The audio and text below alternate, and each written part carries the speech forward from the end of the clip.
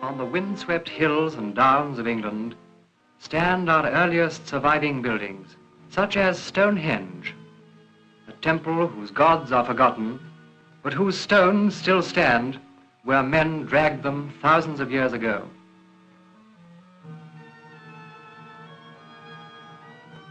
From such stones, builders hewed the places of Christian worship, now the glory of England's architectural past.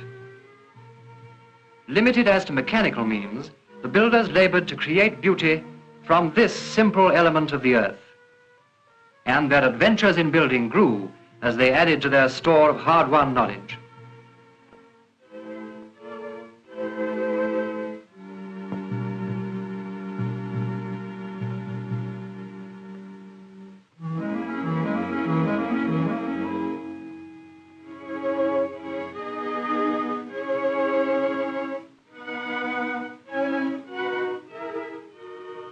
From the massive strength and power of the invading Norman architecture, with its rounded arches and mighty pillars climbing to bold heights, the English masons created a truly English style of building. A style that somehow caught the light and shade, the spiritual aspiration and the strength of this craftsman's England.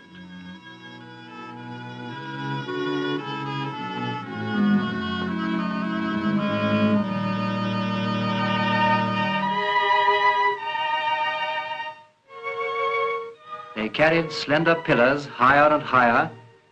They used the pointed arch to build boldly and with beauty. They allowed more space for windows, lighting the churches and making possible the use of beautiful stained glass.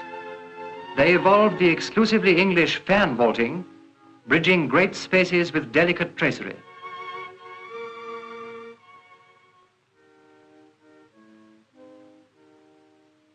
The outward thrusts and stresses of the new soaring heights and weights they learnt to take with buttresses or to throw onto the outside walls with flying buttresses.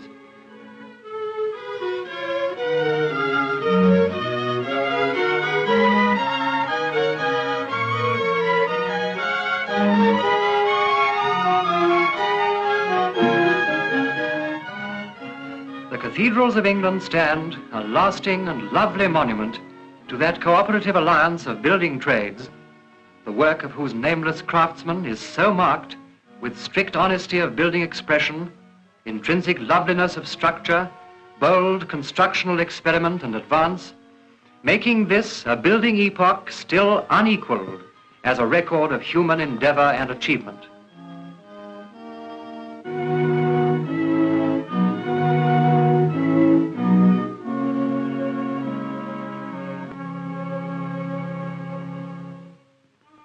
The gradual development of house building can still be seen clearly outlined on many an English cottage. Timber, at first the only material, soon became just the framework, the walls being made of the local building materials. The timber grew more and more decorative, each corner of England finding its own distinctive style. Yet these homes never lose the look of having grown out of the surrounding countryside, as indeed they have.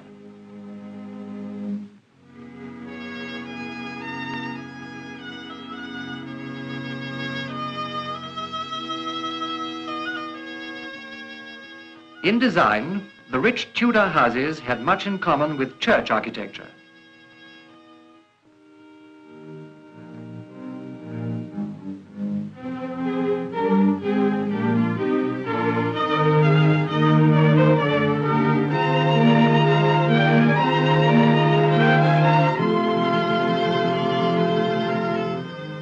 Builders made no startling innovations, but where local stone was scarce or unsuitable, they did use brick extensively especially in the clay districts of the south.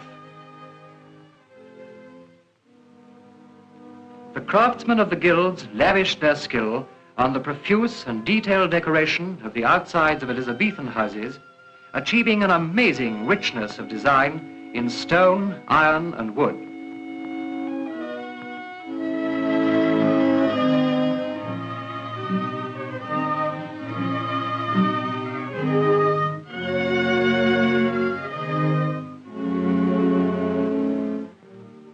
Reviving interest in classical architecture abroad begins to find reflection in England, this new wave of stylistic invasion being closely associated with the work of Inigo Jones and Christopher Wren. As with the Norman invasion, English builders began to adapt the new ideas and forms to English climate and needs. Inigo Jones himself used Portland stone with great effect, but it was Christopher Wren who took over the classical designs and made them serve an essentially English style by making a new and refreshing use of such English building materials as red brick, Portland stone, and slate, influencing British architecture for many years.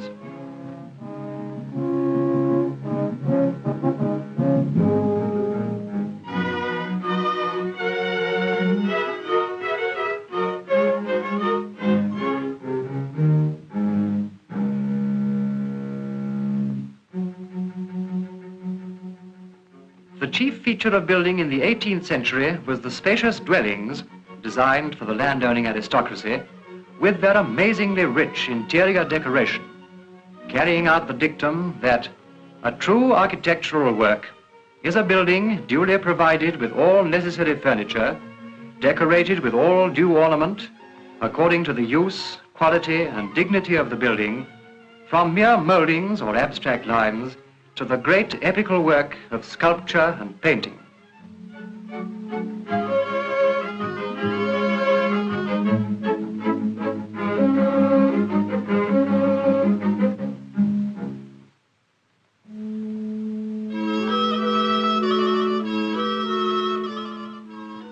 Another feature of building at this time was the moulding of the adjoining countryside to provide a perfect landscape setting for the buildings.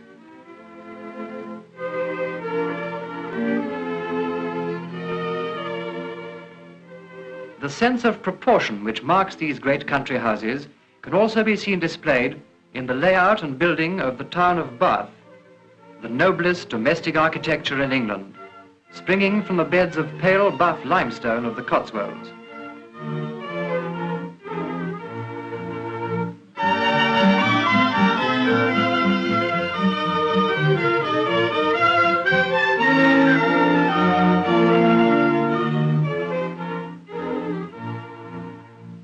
Pleasing, too, is the Georgian house, marked by simplicity of design and perfect proportioning.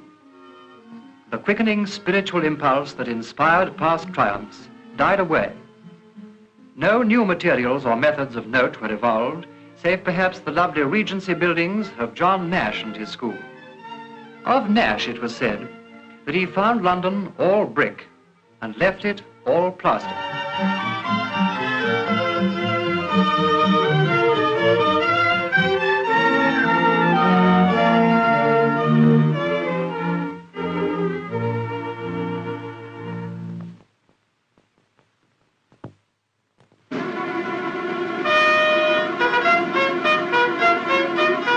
Fresh impetus came to architecture from industry, from the builders of the railways, the bridges, and the factory. It was engineers who conceived the idea of using great ropes of iron to support spans greater than could ever have been built of stone.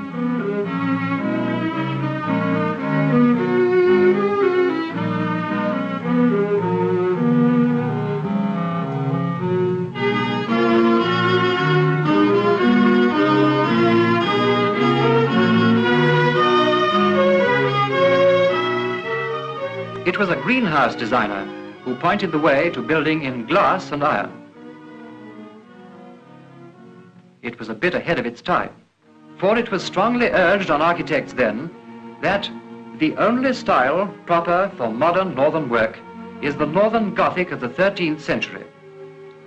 In this style, let us build the church, the palace, and the cottage.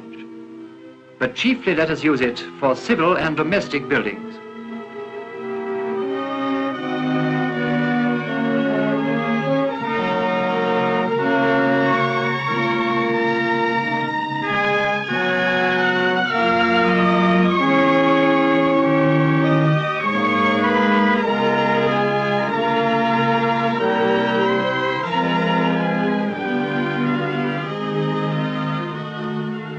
From Gothic, architects turned to Grecian. But it was the introduction of steel-framed buildings that enabled architecture to take a big stride forward. Newest material of all is reinforced concrete. Concrete had been known for centuries, but it cracked under strain. Nowadays, made with a core of metal rods, it is one of the strongest building materials on Earth and is used in new and exciting ways. The present-day massing of people in big cities demands large-scale building. With steel and concrete and glass, architects are designing to catch something that has lain forgotten for years: sun and light and air. There is room to breathe, room to move. There is strength in building, and design suited to building materials. Britain's moist, changeable climate makes severe demands on building materials, so many of our newest buildings are in brick. For brick is a great humanizer of buildings, whether they be for living in, for recreation, or for industrial purposes. With a wider selection of materials than ever before, with greater facilities for building, with the inspiration and help of past architectural glories, and with the accumulated knowledge of 19 centuries, the architect of today may yet begin an epoch of building triumphs worthy of England's glorious heritage.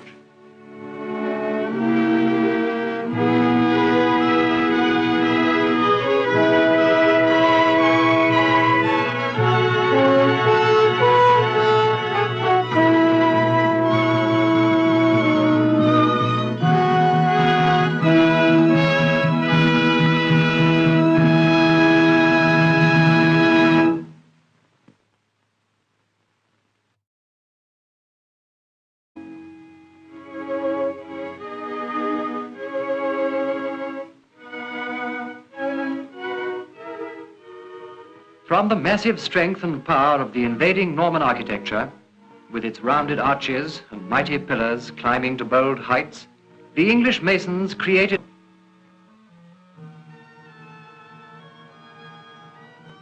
From such stones, builders hewed the places of Christian worship, now the glory of England's architectural past.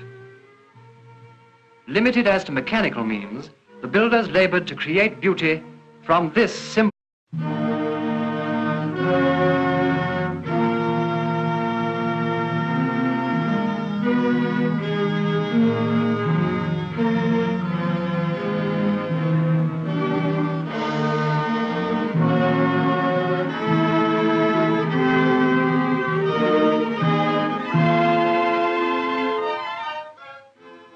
On the windswept hills and downs of England stand our earliest surviving buildings, such as Stonehenge, a temple whose gods are forgotten, but whose stones still stand where men dragged them thousands of years ago. A simple element of the earth. And their adventures in building grew as they added to their store of hard-won knowledge.